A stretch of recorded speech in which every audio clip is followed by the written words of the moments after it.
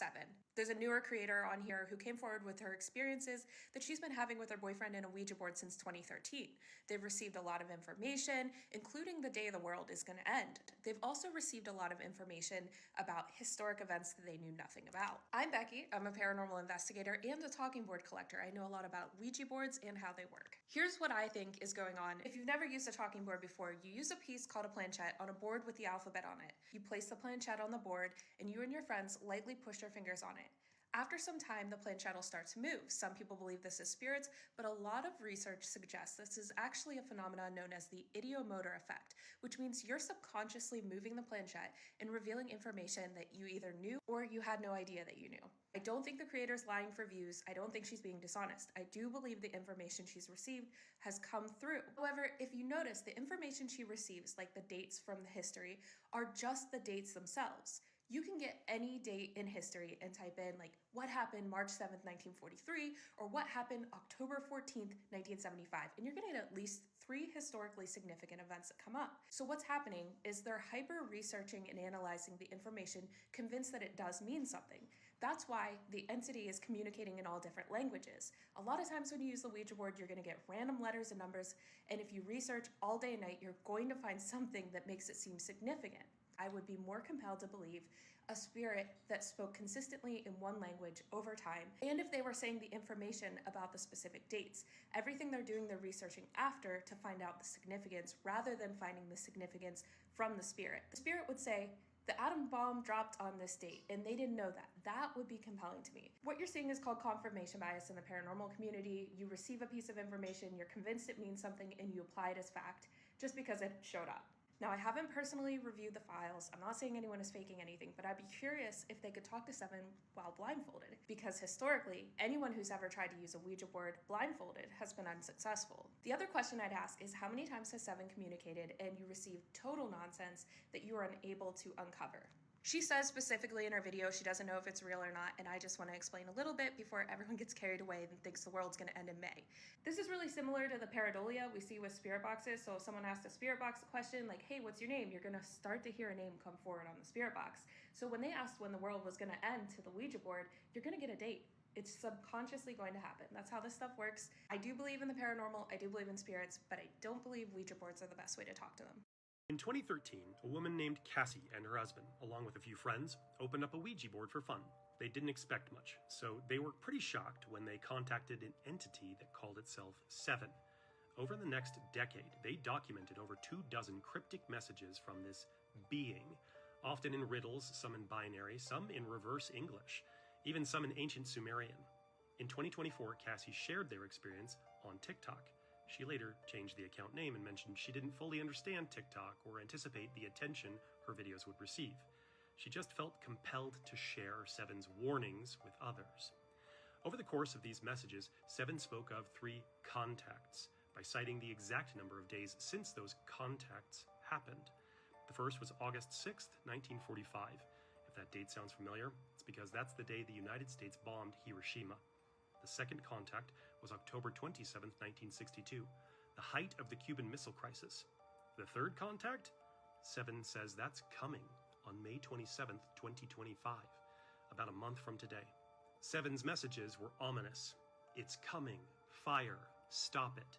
Since the video went viral, there's been rampant speculation on what it could mean. Interpretations vary. Some believe it's a warning of nuclear war. Others think it's metaphorical or spiritual.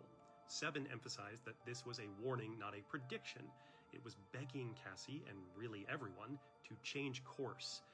There's another TikTok creator named Ashley Inc. Ashley is famous for her spooky, scary storytime series, where viewers send their personal experiences. Several people from Ashley's audience have claimed to be in contact with Seven, not through a Ouija board, but in dreams. One reported Seven speaking in riddles, another recalled the message, when the world looks like it's ending, it's just beginning. These people were seemingly unaware of Cassie's original story. So, what is Seven? A spirit? An extraterrestrial? A collective hallucination? Some see it as an urban myth, a new creepypasta fueled by fears about the future. There's speculation that Cassie is running some alternate reality game, or is an actress, that the whole thing was for the internet and fame and views. But if that were the case, why did she quickly change her account name, right after her initial video went viral, a move that surely would make it harder to find her message. She does not appear to have monetized any of this. She read the transcripts of her messages with Seven and hasn't uploaded again since March 16th. So, what will happen on May 27th, 2025? That's 33 days away. Catastrophe?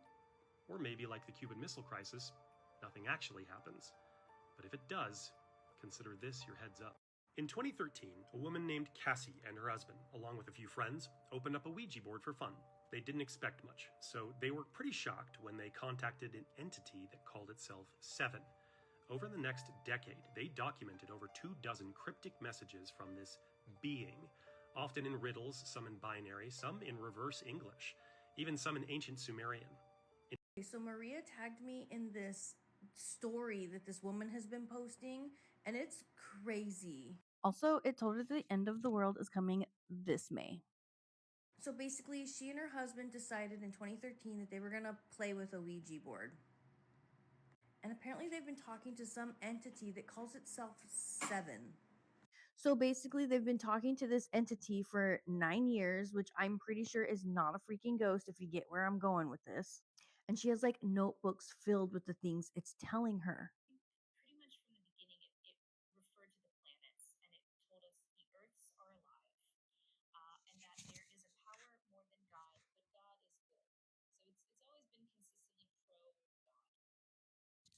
Of course, it's always been pro God, girl. That's what they do to trick you. It wants you to think that you're safe. That's literally like textbook infestation. I'll speak it backwards. This is, I believe, was Latin. I believe it means salutations or something like that. I have all the details in my Google Doc.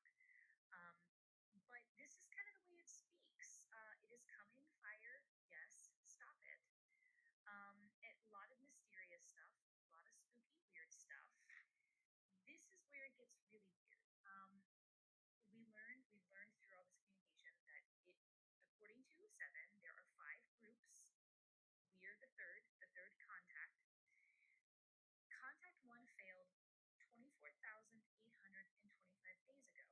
So from this date, we did the math, that comes out to August 6th, 1945.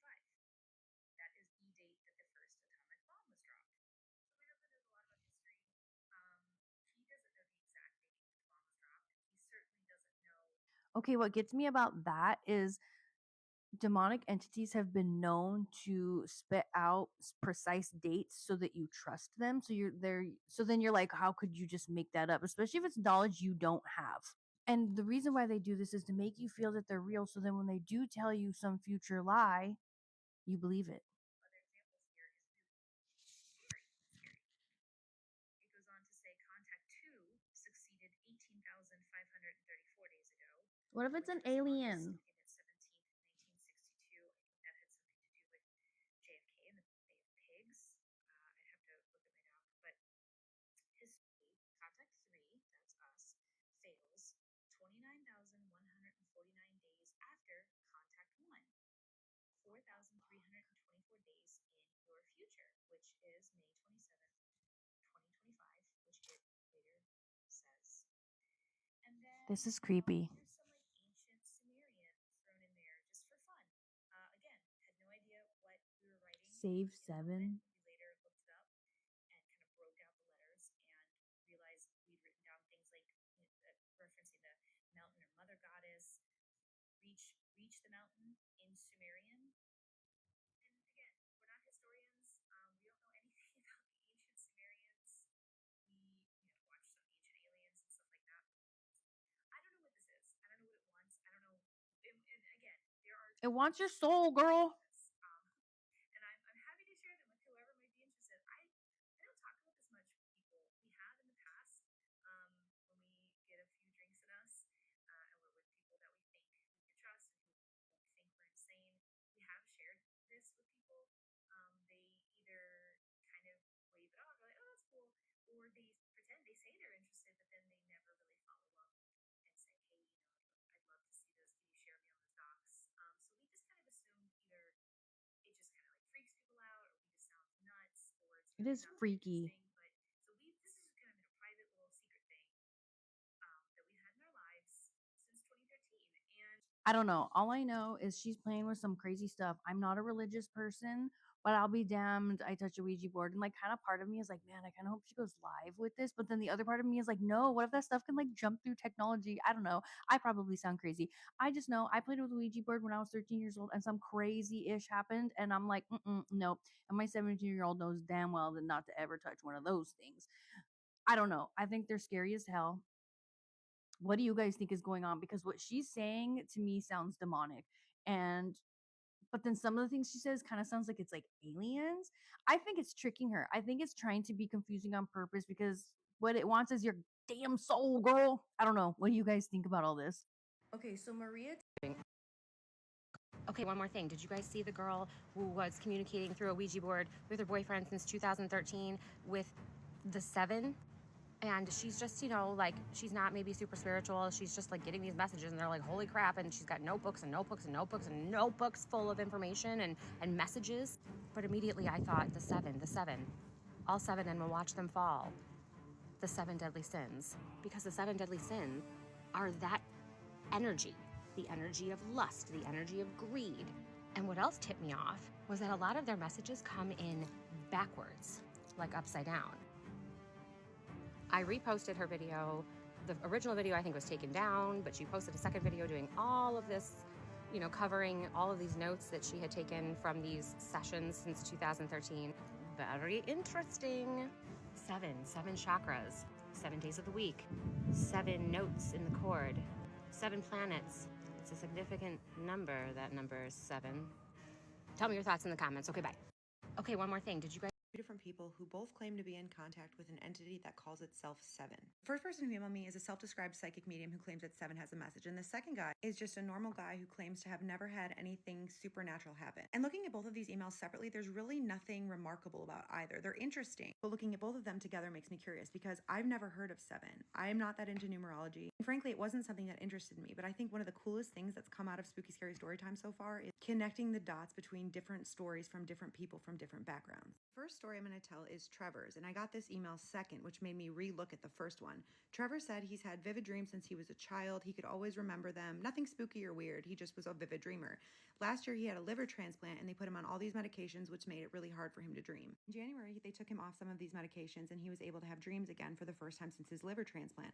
But now his dreams all had a message, and they were all the same, which was 7, the number or the word. And these dreams were vivid, but it was almost like a code. It was just 77777. And some of these dreams were lucid, so he would ask, what does this mean? Is this the amount of something? In one of these dreams, the string of 7s stopped. The room lit up with a bright light, and he was in front of a giant projector. He comes to this conclusion in his dream that it's a wormhole of some sort, and it's flashing the number 7 and then random images and then the number 7 again. He sees a figure. He said he felt intimidated but not scared. It felt like it had a message for him. He said there were no words exchanged, but he got the feeling that there was something he's supposed to learn, but he didn't understand what. So Trevor gets to work trying to figure out what this means because he still has those dreams. He made a TikTok about it. He wanted me to tag that one because it was made specifically without any personal information because he has the feeling that if anyone else is seeing this number in their dreams, they're supposed to come together for some reason. So that one's in the caption. That brings me to Sabrina's email. She's the self-proclaimed psychic medium. I got her email in December when I was going through a transition with management companies. I talked about that on my backup account. So I haven't been in contact with her since, but Sabrina said as a child she was diagnosed with obsessive compulsive disorder because she was always counting. It was counting cracks in the sidewalk, it was flipping light switches on and off, it was finding sequences of numbers in everything. She remembers being a kid and waking up with certain numbers burned into her brain or waking up wanting to say them. But she never thought she was special or remarkable in any way. This was just a symptom of her condition.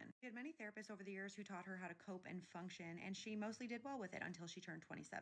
Then it became just the number 7. She would hear 7 crackles in the radio. She would hear 7 cards shuffle. She would hear 7 drips of coffee at the coffee shop. And she thought she was losing her mind. And something was urging her to research. So she looked into the number 7 and the numerology behind it and what it meant. And it's the number of spiritual awakening. There's the 7 days of creation, the 7 chakras, the 7 heavens, the bridge between the seen and the unseen. She said it's a number of revelation and of deeper mysteries to be uncovered. And she first met the entity that calls itself 7 also in a dream. She said she normally doesn't remember her dreams, but on this one night she goes to bed and she feels like she wakes up in a completely lit up room, bright white light, and there's a figure standing over her, and it's formed but not formed. She said it had no facial features, but she could tell it was something or someone. It tells her, not through words but through telepathy, that she can call it Seven. And it tells her that she is a conduit and that its message can be received through her. And then she wakes up and she's like, I'm absolutely losing my mind. And all day she has this message burned into her brain, which is 77777. She's like, I'm obsessing. I need to book an appointment with my therapist. So she does. And she goes and they're like, this is just a symptom of your condition. And they try to help her the best they can. Then she dreams of Seven, the entity, again and again and again and again. And pretty soon it's every night. And Seven always tells her the same things, that she's a conduit, that it needs to give its message through her. So finally she's like, all right, bitch, what's the message? And it says the seventh year is upon them. She said, I have absolutely no idea what that means. She said she's just flooded with this idea of cycles ending and repeating and a veil thinning. Now she said Seven talks to her all the time. She said Seven speaks in riddles, but one thing that she always gets from it now is Seven is waking the world up. And she says, what do you mean? And Seven just says, when the world looks like it's ending, it's just beginning. And she says she doesn't know what this means exactly, but she gets the feeling it has something to do with people sitting face to face and listening to something beyond the patterns in social media or the news, or at least people connecting, which is eerily similar to the first person story. So I'm just going to leave this here in case anybody else has any insight as to what this all means. Both of these people sent their stories in looking for answers or to connect with other people. Sabrina wanted to be anonymous. She said she uses TikTok, but she doesn't post anything, and she is worried about people bullying her over her mental health. So I respect that. And as for this story, I don't know what I think. I think it's interesting. I talked on my backup a little bit about sharing the weirder stories, and you guys said you wanted all of them. So I talk more there about my thought process behind which stories to share. But yeah, what do you guys think? Do you know anything about Seven? I got 2 different emails from